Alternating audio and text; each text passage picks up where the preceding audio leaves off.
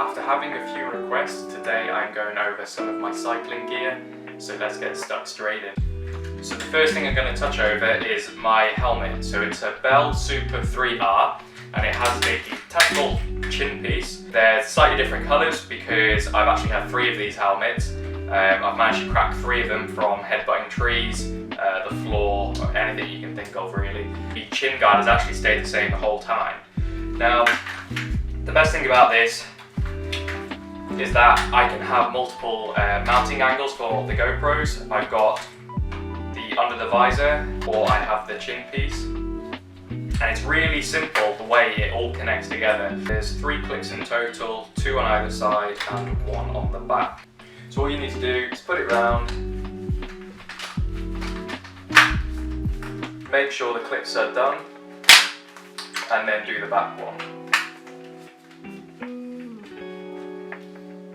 So it's that simple. And obviously to take it off, all you need to do is undo the clips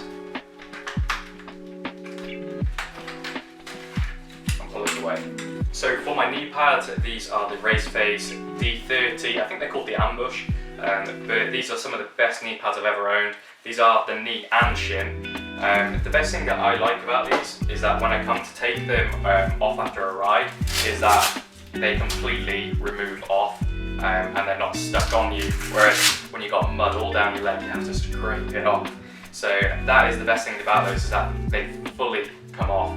They do a just knee version, and I do have the elbow pad versions as well. They seem to offer some solid protection. I've taken a few things to the shin, and obviously this has taken the blow.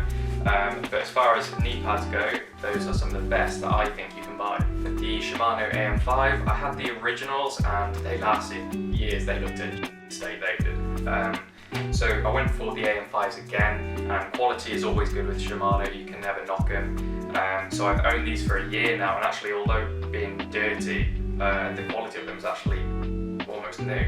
They fit nice, they're quite heavy, so if you ever are concerned about the weight of your bike and components and so on and so forth, maybe these aren't the best because of the weight, but as far as quality, you can't really go wrong with the Shimano shoes. So for my armour piece, this thing is getting on a bit. It's had so many crashes, and it has saved me a few times. It is pretty much a turtle shell, rock solid, and I actually ride with this every single ride. And I know a lot of people don't tend to wear these on every single ride, and more so at downhill parks. I tend to ride with this because I have a complete breakthrough in my L5, so that is the main reason why I wear it, just to stop any further damage if I do happen to come off bad enough. There is obviously the chest piece as well. Good things about this is obviously the protection is solid. The main downside is when it comes to, say, summertime, these things get really hot, so I would look for a smaller piece. I think the Fox do something a lot smaller than this, so I'd look for something for that in the upcoming months. But this tends to do the job, and it has saved me from a few big falls. So that is 661 armour pack. I'll link it in the description like everything else. So these are the D30 Race Face elbow pads, pretty much identical to the knee pads. The best thing about these is that I've never had them slip down. Now, generally most people have problems with elbow pads slipping down constantly, whereas these don't tend to have a problem at all. The biggest thing here is that we've got one strap at the top, and then it just literally slides on, firm, grip on the arm, and then you just loop it around, and I've never had those fall off. I do tend to only use these for bike parks. I don't tend to use them any other time, whereas the knee pads I wear all the time. Next is my fanny pack. Now I tend to use the fanny pack the most, but I do have an actual backpack. I believe this is called the Repack, which is this one's actually the original.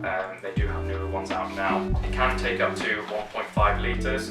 And there is enough storage in here for the majority of things. I've been able to fit in a first aid kit in there, including obviously my tools, pump, and just general things like that. You can get bigger versions when you look at Evoc or Dakine, but to be honest, this is actually a great piece of kit. So if you tend to find that you also get some back problems using a bigger backpack, or your shoulders get tight, switch to a fanny pack. You might find that it works better. So for my goggles, I have some Melon optics. These are roughly about 35 to 40 pound. The best thing about these is that everything is interchangeable. So you can change everything from the lenses to the frame to the strap. So this is an old strap, this is actually my original strap. And that will just clip on to the side of this if I wanted to. So there's a little button to press, all you've got to do is push it, give it a pull. So the beauty is with them is that obviously if you happen to scratch the lenses, just replace them. If you happen to split the band, you can just replace it, and you can design it how you want. So those are something to really look at. Obviously I carry some other bits such as Allen keys, a pump that has actually just been destroyed now, so I'm having to get a new one. So I'll go over kit for some of the smaller stuff.